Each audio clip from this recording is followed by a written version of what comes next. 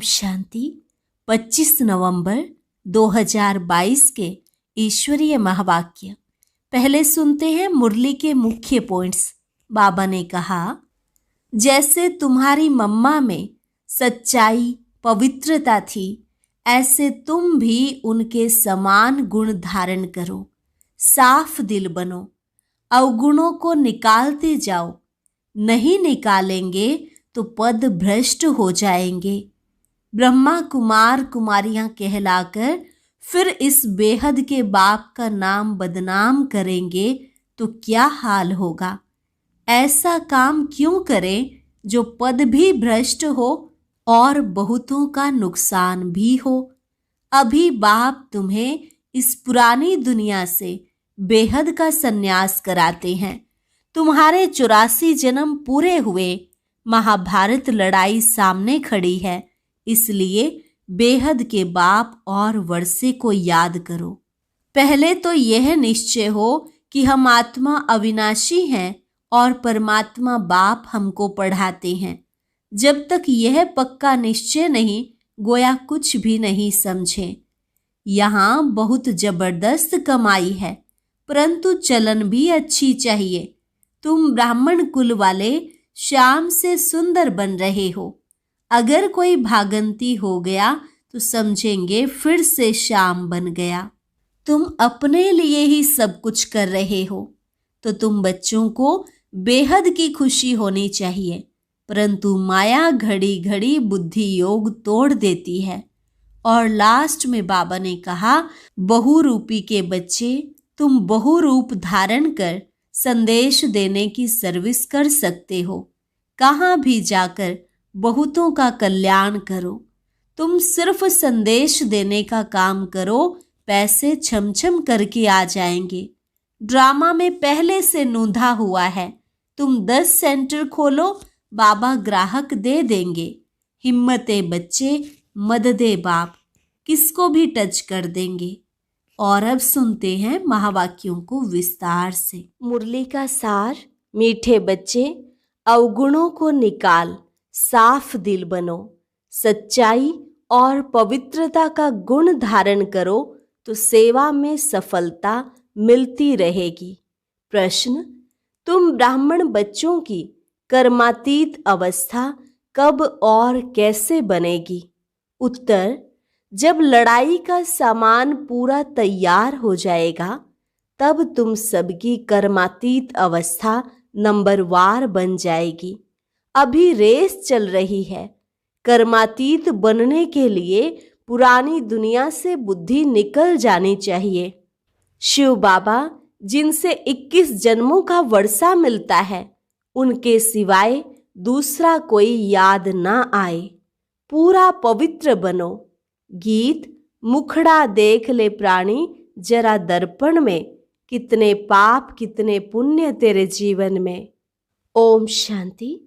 जबकि बेहद का बाप बच्चों को मिला है और बच्चों ने पहचाना है, अब हरेक महसूस करते हैं कि हम कितना पाप आत्मा थे और कितना पुण्य आत्मा बन रहे हैं। जितना जितना श्रीमत पर चलेंगे उतना जरूर बाप को फॉलो करेंगे। बच्चों के आगे एक तो यह चित्र है और दिलवाड़ा मंदिर भी पूरा यादगार है। गीत भी गाते हैं, दूर देश के रहने वाले अब आए पराए देश, पतित शरीर में आए हैं। बाप खुद कहते हैं यह पराया देश है। पराया किसका? रावण का। तुम भी पराए देश अथवा रावण राज्य में हो। भारतवासी पहले राम राज्य में थे, इस समय पराए अर्थात रावण राज्य में हैं। शिव बाबा तो विचार सागर मंथन नहीं करते। यह ब्रह्मा विचार सागर मंथन कर समझाते हैं कि यह जो जैनी लोग हैं, उनका यह दिलवाड़ा मंदिर है। यह जो चैतन्य होकर गए हैं, उनका ही जड़ यादगार है। आदिदेव आदि देवी भी बैठे हैं। ऊपर में स्वर्ग है। अब अगर जो उन्हों के भक्त हैं, उन्हों को ज्ञान मिले तो अच्छी तरह समझा सकते हैं कि बरोबर नीचे राजयोग की शिक्षा ले रहे हैं ऊपर में भी प्रवृत्ति मार्ग, नीचे भी प्रवृत्ति मार्ग। कुंवारी कन्या, अधर कन्या का चित्र भी है। अधर कुमार और कुमार भी हैं। तो मंदिर में आदिदेव ब्रह्मा भी बैठा है और बच्चे भी बैठे हैं। अब तुम समझ गए हो कि ब्रह्मा सरस्वती ही राधे कृष्ण बनते हैं। ब्रह्मा की आत्मा का बहुत जन्मों के अंत का जन्म है। यह बाप और बच्चों का यादगार है। ऐसे तो नहीं 1000 लाख चित्र रखेंगे। मॉडल में थोड़े चित्र रखे जाते हैं। यह है जड़ और हमारा है चैतन्य। जिन्होंने कल्प पहले भारत को स्वर्ग बनाया है, उन्हों का यादगार है। जगत अम्बा, जगत पिता और उनके बच्चे हैं। मेजॉरिटी माताओं की होने के कारण बी के नाम लिख दिया है। मंदिर में भी कुंवारी कन्या और अधर देवी है। अंदर जाएंगे तो हाथियों पर मेल्स के चित्र हैं। ये सब बातें तुम बच्चे ही समझ सकते हो। तुम अभी साफ दिल बनते हो, आत्मा से अवगुण निकाल रहे हो। तुम्हारी मम्मा किसको समझाती थी तो उनको तीर लग जाता था। उनमें सच्चाई, पवित्रता थी भी कुमारी। मम्मा का नाम पहले आता है, पहले लक्ष्मी फिर नारायण। अब बाप कहते हैं मम्मा जैसे गुण धारण करो, अवगुणों को निकालते जाओ। नहीं निकालेंगे तो पद भ्रष्ट हो जाएगा। सपूत बच्चों का काम है हर एक बात समझना। पहले तुम बेसमझ थे, अब बाबा समझदार बनाते हैं। अज्ञान में बच्चे खराब होते हैं तो बाप का नाम बदनाम करते हैं। यह तो बेहद का बाप है। ब्रह्मा कुमार कुमारियां कहलाकर फिर ईश्वर बाप का नाम बदनाम करेंगे तो उनका क्या हाल होगा। ऐसा काम क्यों करना चाहिए जो पद भी भ्रष्ट हो और बहुतों को नुकसान भी हो। तो बाप ने समझाया है दूर देश से आते हैं पराये देश में। फिर रावण राज्य द्वापर से शुरू होता है। भक्ति भी द्वापर से शुरू होती है। इस समय सबकी तमो प्रधान जड़जड़ी भूत अवस्था है। यह बेहद का पुराना झाड़ है। बेहद का ज्ञान कोई दे न सके, बेहद का सन्यास कोई करा न सके। वह हद का सन्यास कराते हैं। बेहद का बाप बेहद की पुरानी दुनिया का सन्यास कराते हैं। आत्माओं को समझाते हैं, हे बच्चे यह पुरानी दुनिया है। तुम्हारे अब 84 जन्म पूरे हुए हैं। महाभारत लड़ाई सामने खड़ी है। विनाश अवश्य होना ही है। इसलिए बेहद के बाप और वर्षे को याद करो। हे आत्माएं सुनती हो, हम आत्मा हैं, परमात्मा बाप हमको पढ़ाते हैं। जब तक यह पक्का निश्चय नहीं, गोया कुछ भी नहीं समझेंगे। पहले यह निश्चय करें कि हम आत्मा अविनाशी हैं। हम अशरीरी आत्मा शरीर में आकर प्रवेश करती हैं, नहीं तो आदमशुमारी वृद्धि को कैसे पाए। जैसे आत्माएं परम धाम से आकर शरीर में प्रवेश करती हैं, वैसे परम पिता परमात्मा भी इस शरीर में प्रवेश कर कहते हैं, तुम हमारे बच्चे हो। तुम मुझ सागर के बच्चे जलकर खाक हो गए हो। अब मैं आया हूं तुमको पावन बनाकर वापस घर ले जाने के लिए। जो विकार में जास्ती जाते हैं उनको ही पतित भ्रष्टाचारी कहा जाता है। यह सारी दुनिया ही विकारी है। इसलिए ड्रामा प्लान अनुसार मैं रावण के देश में आया हूँ। 5000 वर्ष पहले भी आया था। हर कल्प आता हूँ और आता भी हूँ संगम युगे। बच्चों को मुक्ति जीवन मुक्ति देने आता हूँ। सतयुग में है जीवन मुक्ति, बाकी सब मुक्ति में रहते हैं। तो भी इतनी सब जो आत्माएं हैं उनको ले कौन जाएगा। बाप को ही लिबरेटर और गाइड कहा जाता है। बाप ही आकर भक्तों को भक्ति का फल देते हैं। तुम ही पुजारी से पूज्य बनते हो। बाबा कोई और तकलीफ नहीं देते। देलवाड़ा मंदिर में चित्र बरोबर ठीक हैं। बच्चे योग में बैठे हैं।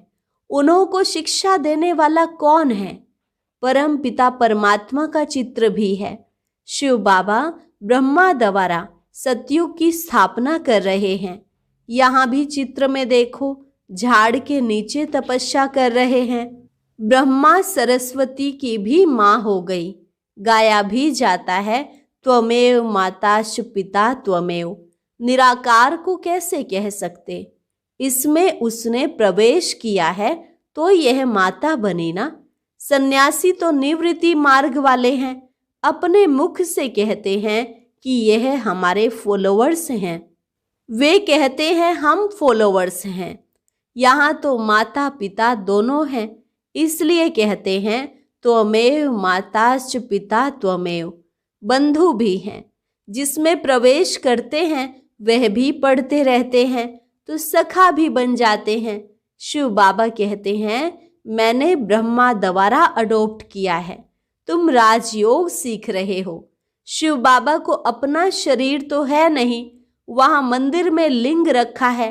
देलवाड़ा का अर्थ कोई समझ न सके। अधर कुमारी कुंवारी कन्या भी है। सिखलाने वाले शिव का भी चित्र है। स्वर्ग का मालिक बनाने वाला जरूर उस्ताद चाहिए। वहां श्री कृष्ण की बात नहीं। जहां ब्रह्मा बैठा है वहां श्री कृष्ण कैसे आए? श्री कृष्ण की आत्मा तपस्या कर रही है सुंदर बनने के लिए। अभी वह शाम है। ऊपर में बैकुंठ के सुंदर चित्र खड़े हैं। ब्राह्मण ब्राह्मणियां ही फिर देवता बनेंगे। तुम्हें ऐसा बनाने वाला सबसे ऊंचा है, तो यह देलवाड़ा मंदिर भी सबसे ऊंचा है। तुम बच्चे ज्ञान तो सबको देते हो, लेकिन कई समझते हैं कि ज्ञान में आकर पति पत्नी दोनों साथ रहते पवित्र रहें, यह तो बहुत बड़ी ताकत है। परंतु यह नहीं समझते कि यह सर्वशक्तिमान बाप की ताकत है। बाप देखो स्वर्ग की कितनी भीति देते हैं। बच्चे पवित्र बनो तो स्वर्ग के मालिक बनेंगे। माया के तूफान तो बहुत आएंगे। बाप कहते हैं बच्चे तुम कितना फर्स्ट क्लास थे, तुमको क्या हो गया? बाबा झट बताएंगे। इस समय ब्राह्मणों की माला में नंबरवार कौन कौन है, परंतु सब कायम नहीं रहेंगे। कमाई में दशाएं बैठती है ना। किसको राहु की दशा बैठती है तो फिर छोड़ चले जाते हैं पुरानी दुनिया में। कहते हैं हमसे मेहनत नहीं होती है, बाबा को याद नहीं कर सकते। नहीं कहने से नास्तिक बन जाते हैं। दशाएं फिरती रहती हैं। माया के तूफान आने से ढीले हो जाते हैं। अगर भागंती हो गया तो समझेंगे शाम बन गया। यहाँ आते हैं सुंदर बनने। तुम ब्राह्मण कुल वाले शाम से सुंदर बन रहे हो। यहाँ बहुत जबरदस्त कमाई है। बच्चे जानते हैं मम्मा बाबा लक्ष्मी नारायण बनेंगे। बच्चे कहते हैं बाबा हम भी आप जैसा पुरुषार्थ कर जरूर तख्त नशीन बनेंगे, वारिस बनेंगे। परंतु फिर भी ग्रहचारी बैठ जाती है। चलन भी अच्छी चाहिए। तुम्हारा धंधा है घर घर में संदेश पहुंचाना कि शिव बाबा को याद करो तो विकर्म विनाश होंगे। विनाश सामने खड़ा है, तुम निमंत्रण देते रहो। तुम्हारी दिन प्रतिदिन वृद्धि होती जाएगी, सेंटर्स खुलते जाएंगे। यह इतना बड़ा मकान भी कम पड़ जाएगा। आगे चल कितने मकान चाहिए। ड्रामा में आने वालों के लिए प्रबंध भी जरूर चाहिए। बच्चे अपने लिए सब कुछ कर रहे हैं तो बच्चों को बेहद की खुशी होनी चाहिए। परंतु माया घड़ी घड़ी बुद्धि योग तोड़ देती है। अभी माला बन नहीं सकती, अंत में रुद्र माला बनेगी, फिर विष्णु की माला बन जाएगी। बाबा कितना अच्छी रीति समझाते हैं। अंबा के मंदिर के आगे भी अपना सेंटर होना चाहिए जो सबको समझाया जाए। तो अभी यह ज्ञान ज्ञानेश्वरी है, वहां भी भीड़ मच जाएगी। तुम सिर्फ काम करो, पैसे छम छम कर आ जाएंगे। ड्रामा में पहले से नूंधा हुआ है। तुम 10 सेंटर खोलो, बाबा ग्राहक दे देंगे, परंतु सेंटर ही नहीं खोल सकते। कलकत्ते जैसे शहर में तो बहुत सेंटर खुलने चाहिए। हिम्मते बच्चे, मददे बाप, किसको भी टच कर देंगे। काम तुमको करना है। बहुरूपी के बच्चे, तुम बहुरूप धारण कर यह सर्विस कर सकते हो। कहाँ भी जाकर बहुतों का कल्याण कर सकते हो। जैनियों की भी सर्विस करनी है। बहुत अच्छे बड़े बड़े जैनी हैं, परंतु बच्चों की इतनी विशाल बुद्धि नहीं है जो सर्विस करें। कुछ देह अभिमान रहता है। अच्छा, मीठे मीठे सिकिलधे बच्चों प्रति मात पिता बाप दादा का याद प्यार और गुड मॉर्निंग। रूहानी बाप की रूहानी बच्चों को नमस्ते। रूहानी बच्चों की रूहानी बाप दादा को नमस्ते नमस्ते, गुड मॉर्निंग। धारणा के लिए मुख्य सार। पहली पॉइंट, बाप का बनकर माया के वश नहीं होना है। कर्मातीत बनने का पुरुषार्थ करना है। बाप को भूल नास्तिक नहीं बनना है। दूसरी पॉइंट, बुद्धि से बेहद का संन्यास करना है। बेहद खुशी में रहकर विशाल बुद्धि बन सेवा करनी है। वरदान, दिल की समीपता द्वारा सहयोग का अधिकार प्राप्त कर उमंग उत्साह में उड़ने वाले तीव्र पुरुषार्थी भव। दिल की समीपता द्वारा सहयोग का अधिकार प्राप्त कर उमंग उत्साह में उड़ने वाले तीव्र पुरुषार्थी भव। जो बच्चे दूर बैठे भी सदा बाप की दिल के समीप हैं, उन्हें सहयोग का अधिकार प्राप्त है और अंत तक सहयोग मिलता रहेगा।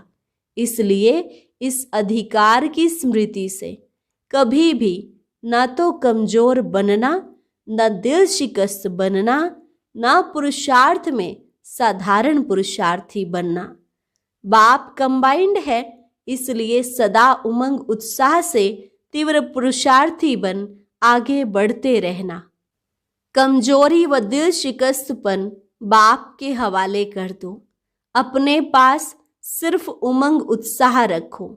स्लोगन, श्रीमत के कदम पर कदम रखते चलो तो संपूर्णता की मंजिल समीप आ जाएगी। श्रीमत के कदम पर कदम रखते चलो तो संपूर्णता की मंजिल समीप आ जाएगी। और अभी मातेश्वरी जी के अनमोल महावाक्य, सतोगुणी, रजोगुणी, तमोगुणी, यह 3 शब्द कहते हैं।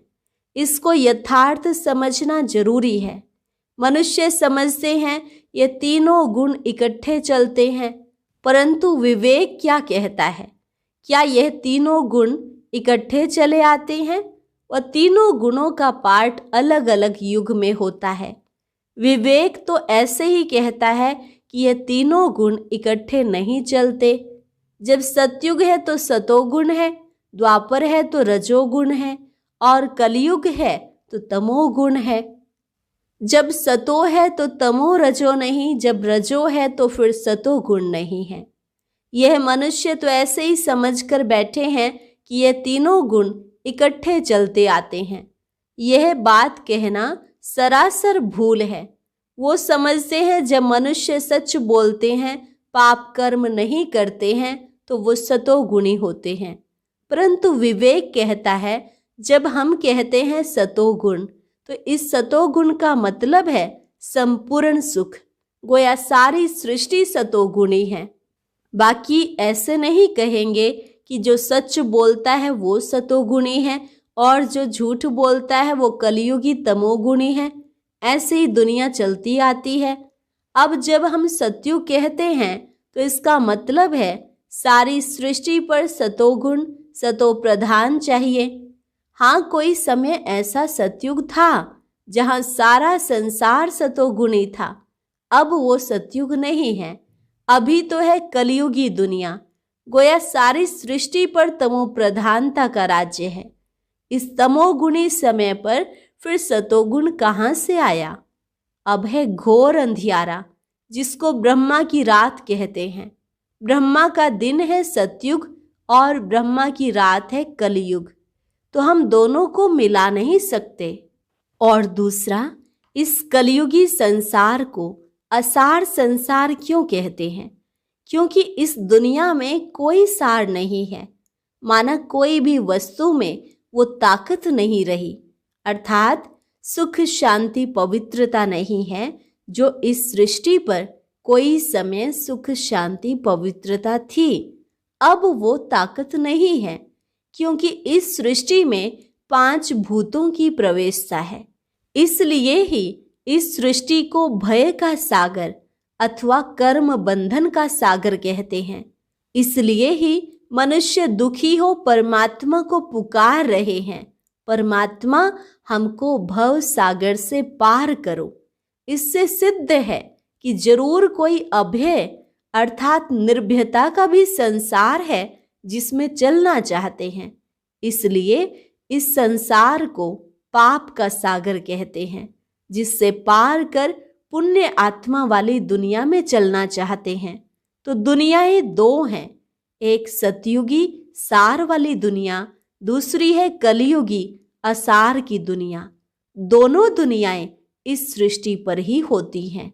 अच्छा, और अब सुनते हैं आज का अव्यक्त ज्ञान मोती। ये एक बहुत संस्कारितापूर्ण वीडियो है, जरूर देखें, कोई भी मिस ना करे।